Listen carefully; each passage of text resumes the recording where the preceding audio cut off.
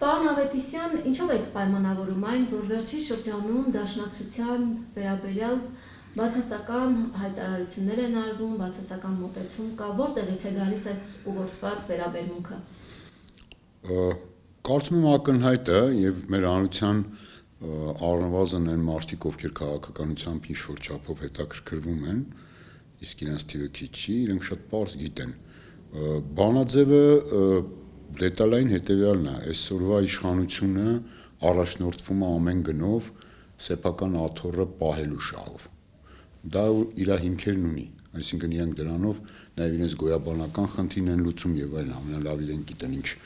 ավեր ու փորձանք են բերել այս երկրի գլխին հանրային կյանքի բոլոր ոլորտներում։ Դրա համար իրենք ոչինչի առջև չեն կանգնում, բնական է, եւ առաջինը թիրախավորում են այն ուժերին եւ այն երևույթները, որոնք կարող են սասանել իրենց աթոռը,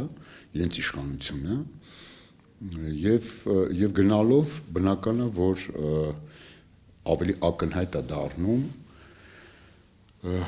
ազգային շահի իրենց հակադրումը, իրենց աթոռը պահելու շահը ոչ թե հակասում, այլ ուղղակիորեն հակադրված է մեր երկրի պետականության, ինքնիշխանության, ազգային շահերին ողջ իմաստով եւ բոլոր ուղղություններով։ Որքան էլ տարօրինակ է, սակայն վերջին շրջանում նաև ընդդիմադիր ուժերի կողմից ենք տեսնում այդ վերաբերմունքը ոչ միայն իշխանական, այլև ընդդիմադիրներն են քննադատում դաշնակցությանը։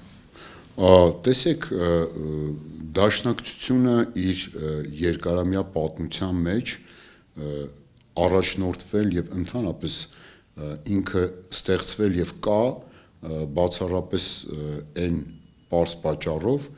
որ առաջնորդում է մեր երկրի առաջնորդվում եւ առաջնորդում է մեր երկրի ազգային շահերը պետականության, ինքնիշխանության եւ նաեւ այն բոլոր ուղղությունները, որոնք որ այսպես թե այնպես անուղղակիորեն են կապվում ազգային շահերի հետ։ Այստեղ իհարկե նաեւ ընդդիմադիր հատվածում միաշերտ չի ընդդիմադիր հատվածնել, իմասը կան այս գրպանային ընդդիմությունները, որոնք որ իշխանության կողմից ստեղծվել եւ կառավարվում են, կարծում եմ բոլորն են լավ գիտեն ում մասին է խոսքը, սրանք նույն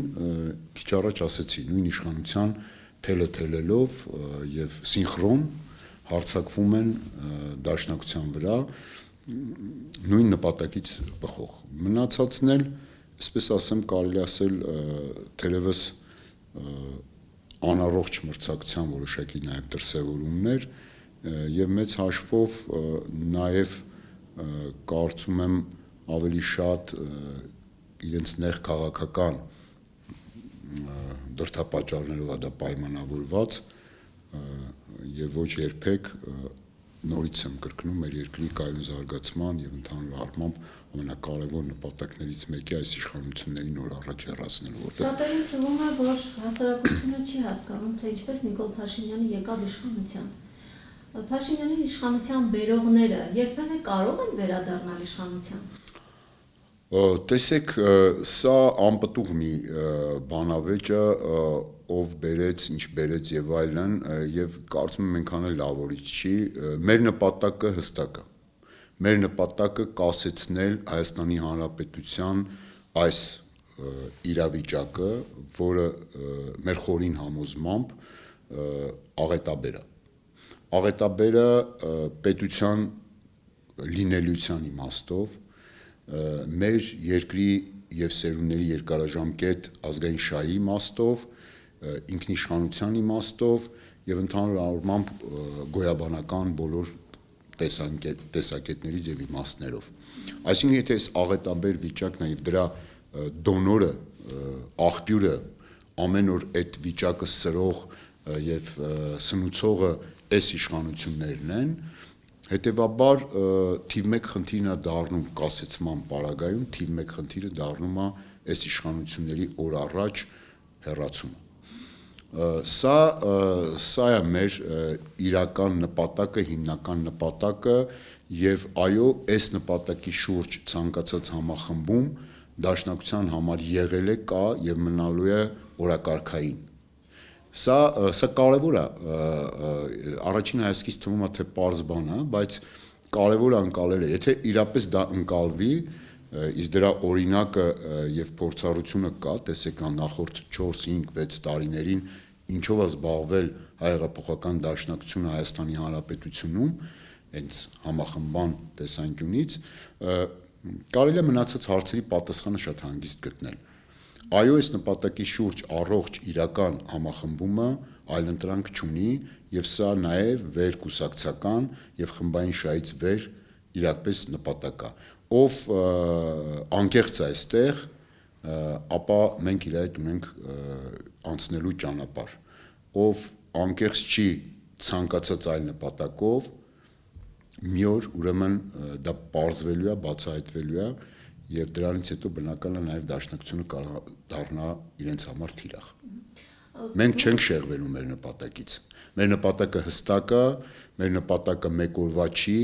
գալիս է մեր խորքից, մեր գաղափարախոսությունից